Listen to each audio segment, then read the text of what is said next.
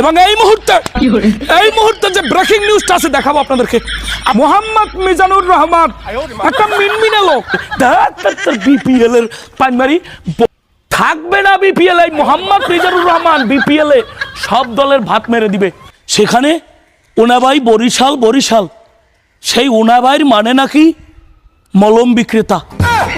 ওরে দাদা থাকবে না, বললাম তো এবার বিপিএল এ ফরচুন বরিশাল ছাড়া কাপ নেওয়ার মতো কোনো দল থাকবে না।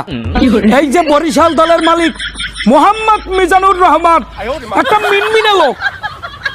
মিনমিনে লোক, মিনমিন করে কখন কি করে কিচ্ছু বলে না।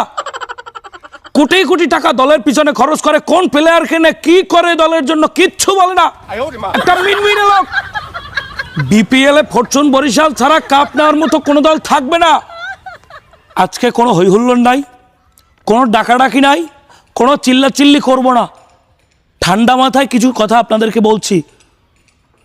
কুমিল্লা দল একমাত্র বরিশালের প্রতিদ্বন্দ্বী ছিল, রসমালাই নিয়ে ট্রল করছিলাম দাদা। ওরে আমি টেলিভিশন থেকে বাংলা টেলিভিশন থেকে চয়ুর রঞ্জন দাস বলতেছি। বললাম তো আমি চয়ুর রঞ্জন, লিখে রাখুন, চোখে মুখস্থ করে রাখুন। মোহাম্মদ মিজানুর রহমান মিনমিন করে কি করবেন কেউ টের পাবেন না, কোথাও কেউ টের পাবেন না। মিনমিন করে কখন কি করে ফেলবে কিচ্ছু বুঝতে পারবেন না। কখন ক্রিস গেইলকে কিনে ফেলবে টেরই পাবেন না বারা, কোনো টেরই পাবেন না বারা। এই লোকটা সম্পূর্ণ মিনমিন করে কখন কি করে বসে দলটার জন্য, মানে অন্য কোনো দল এবার বিপিএল এ চান্সই পাবে না। ট্রফি একমাত্র বরিশালই নিয়ে আসবে, অথচ কাউকে কিছু বলে না। সে নাকি থিম সং করতেছে, ফরচুন বরিশালকে নিয়ে থিম সং করতেছে। ভাবতে পারেন লোকটা কি পরিমাণে, যে মোহাম্মদ মিজানুর রহমান কি পরিমাণ মিনমিনে লোক। এই বরিশাল দলকে কত কোটি টাকা খরচ করে কত বড় বড় প্লেয়ার আনতেছে, কাউকে বলে না। এটা মিনমিনে শয়তান। কোনো চিল্লাপাল্লা করব না। আমি চয়ুর রঞ্জন দাস মুখস্থ করে বলছি, লিখে রাখুন। ফালতু কথা চয়ুর রঞ্জন দাস বলে না। ঠান্ডা মাথায় দুটো কথা বলি শুনুন। এবং এই মুহূর্তে যে ব্রেকিং নিউজটা আছে দেখাবো আপনাদেরকে দেখাবো। এই মুহূর্তে যে ব্রেকিং নিউজটা আছে, এই মুহূর্তে যে ব্রেকিং নিউজ, সব থেকে তাজা খবর, সব থেকে বড় খবর এই মুহূর্তে চয়ুর রঞ্জন দাসের কাছে আসছে। এবং লুঙ্গির নিচে আরো একটা নিউজ আছে, থাকবে না। নিউজটা পরে বলতেছি, আগে শোনেন। থাকবে না। এবার বিপিএল এ ফরচুন বরিশাল ছাড়া ট্রফি নেওয়ার মতো কোনো দল থাকবে না। যেই ব্রেকিং নিউজটা ইতিমধ্যে হাতে এসে পড়েছে, ইন্টারনেট ব্রেকিং করা নিউজ। ফরচুন বরিশালের মালিক ফরচুন বরিশালকে নিয়ে 25 সালে থিম সং করতেছে। ভাবা যায় কি পরিমাণ মিনমিনে লোক।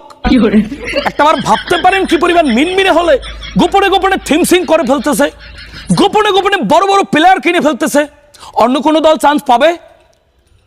এই মোহাম্মদ মিজানুর রহমানের কারণে সব দলের কপাল পূর্বে বলে দিলাম। এই ফরচুন বরিশালের কারণে বিপিএল এ সব দলের কপাল পূর্বে।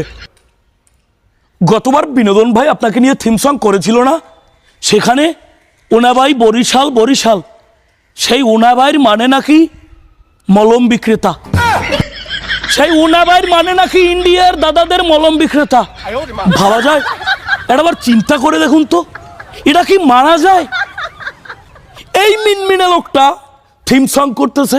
কত কোটি টাকা প্রাইজ পাবেন আপনি কত কোটি টাকার প্রাইজ পাবেন যে এত টাকা খরচ করতেছেন দলের পিছনে?